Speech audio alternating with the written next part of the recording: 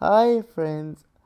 I once heard a parent of a disabled person say, "My best hope is that I live one day longer than my disabled child." Are disabled parents afraid? What are they afraid of? How can they overcome this fear? How can their child succeed without them? That's what we're going to talk about today.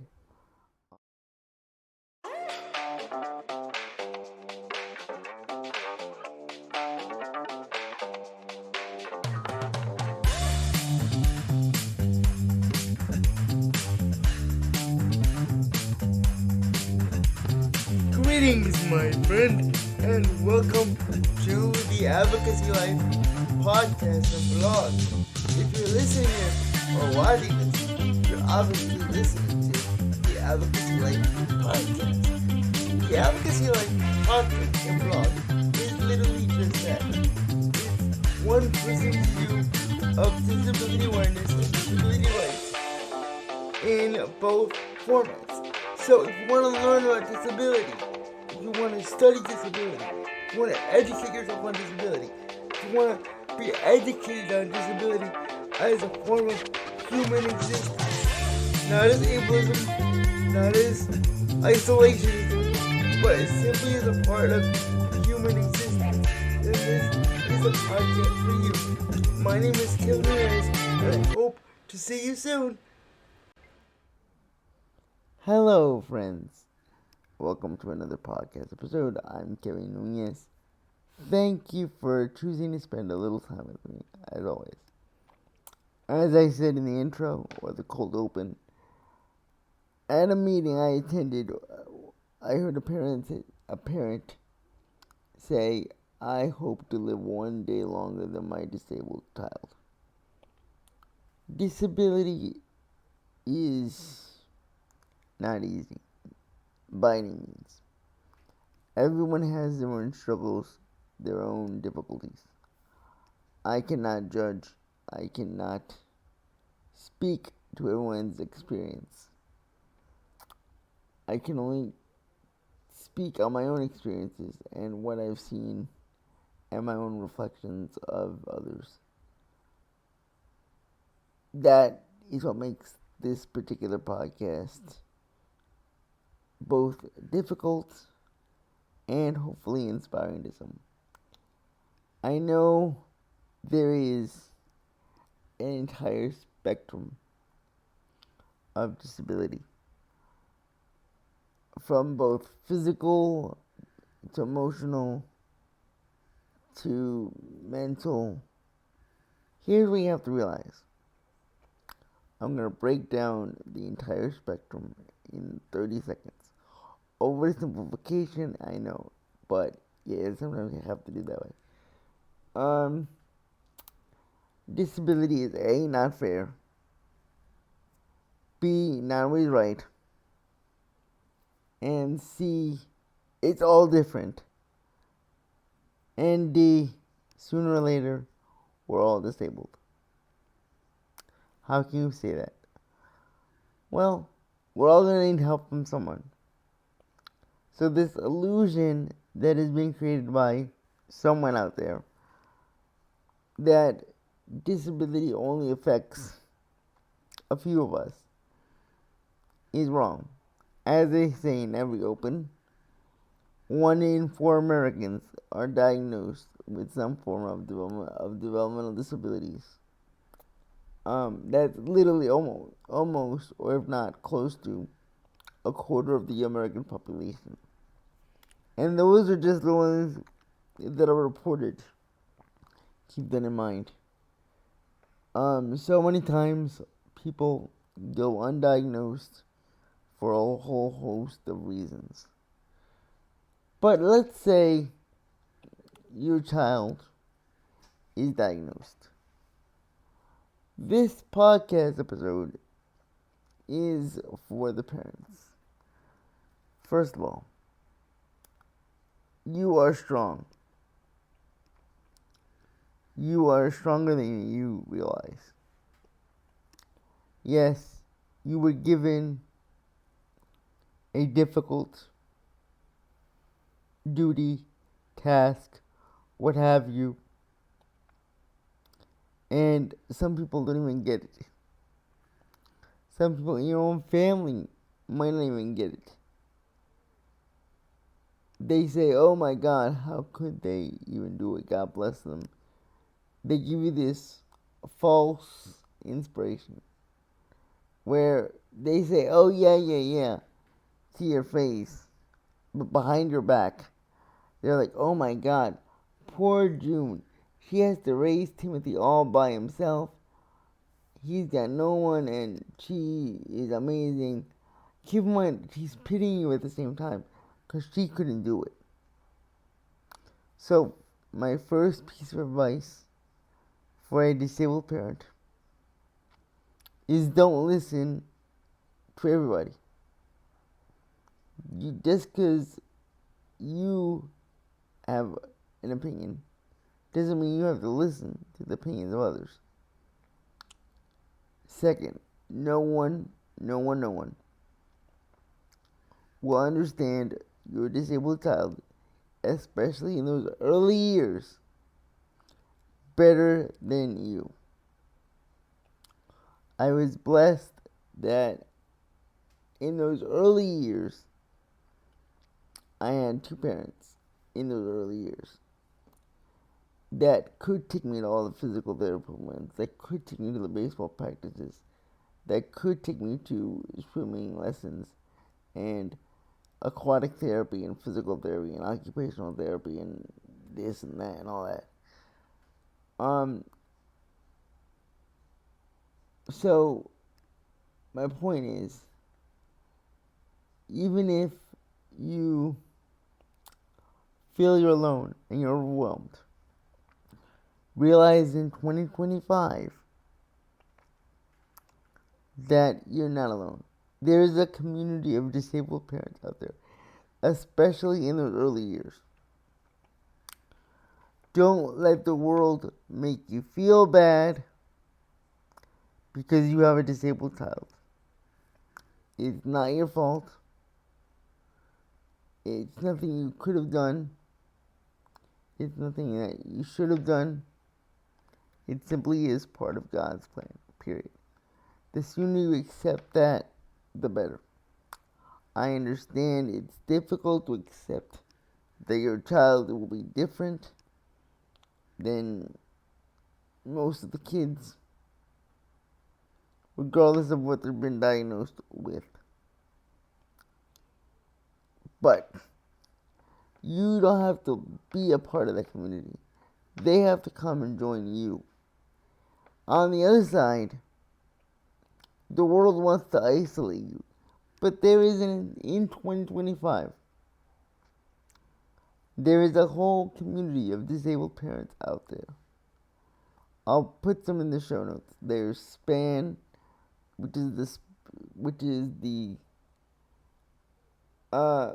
SPAN stands for Student Parent Advocacy Network. I'll put Mom to Mom in the show notes. It literally is a hotline for parents to call about issues. I'll put a link to the Family Support Planning Councils in the show notes. All these are New Jersey resources. I'll try to find some on a national level. A lot of resources are state-based, so if you have a specific state you want to know resources for, please contact me and I will help you find your community. Just because you're no longer part of the normal community, quote unquote, realize that there's a whole other community already willing and able to accept you as part of their community. Your child is strong. Your child is not weak. Your child has a different set of gifts that you will both, you and the child, will discover together. You will learn his strengths or her strengths, and they will learn your strengths. Together, you will have to form a symbiotic relationship in order to grow together. Yes, he or she will depend on you to an extent, depending on the disability or how severe the disability is. I cannot speak to that because every child is different. Every case is different. Every set of needs is different. The point is, as they grow older, because they will, you slowly have to find different ways of supporting him or her, so they can thrive. Don't wait till something bad happens to say, oh my god, I have to find resources for my son because I can no longer do it. If they're nonverbal or they need total medical or support needs, then you as a parent, the first lesson you have to learn early on, even before any other parent in the world, is how to let go and help them find their own success, their own system of care. Because the fact is, you are not going to be around forever. You're just not. So help them. Yes, if they're nonverbal, if they need total care, I get that. It's difficult for you. I understand by now some parents probably even stop listening to this podcast. But just like you're not alone as a parent, your child is not alone as a disabled child. So often, what they do in group home settings is if they take a person who is nonverbal, they pair them with a person that is very verbal, so they can kind of communicate amongst themselves. So the verbal person can speak for the nonverbal one, or vice versa. Our community is very good at looking out for each other. We kind of have to. We do it basically ever since we can remember. I understand this world is scary. I understand the politics of this world don't really help you build confidence in the American system right now to thrive. I guarantee you, the more parents come together and see things from their child's perspective, the more this country will grow. Because as a parent of a disabled child, there comes a point, and this is the point that's really going to upset folks, where you can no longer see things from a parent's perspective. You have to see it from their perspective. What may be dangerous to you might be a dignity of risk for your son or daughter. You know, when you were a kid, you did stuff in your 20s and 30s that you probably shouldn't have done, that was a little questionable. But it was okay because you learned from it. Individuals with disabilities, as long as they're not, playing in traffic or blatant danger of holding a knife to their own throat, you have to let them live and make their own mistakes. Oh, they're nonverbal, they need total care. I understand that. But here's a good example of what I mean. Just because they're nonverbal and they need total care and they're in a bed, if that's the worst case scenario, doesn't mean they want to watch Sesame Street forever. They might want to watch the news or some girls in a bikini. They are still not a child. Their mind might be of an adult. just because they're your baby, and I understand they'll be your baby forever. I get that. But just like with any other parent of any other child, you slowly gotta let them go. You slowly have to help them succeed. Help them find their own path. Help them find their community. The reason I did this particular podcast episode is because I've heard too many times parents say, I want to die after my child. No parent should have to say that. We should not live in a country where any parent has to say that. Parents have to advocate. They have to collaborate. They have to educate. Now more than ever. Parents can't sit back anymore. They have to be involved in advocacy. They have to join advocacy groups. They have to write letters to legislators. They have to listen to podcasts like these from individuals. They've got to read books from disabled authors. I could give you a list of disabled authors that are much better than me. I can give you textbooks on how to understand disability culture. Look those up. There is a world out there. Don't do things by normal standards. Because when you're disabled, every day, your job as a parent is to raise the standard, not lower it. The world will constantly lower it. Your job is to constantly raise it. God does not give special needs to special kids. He gives special families special needs kids. So the whole family can grow.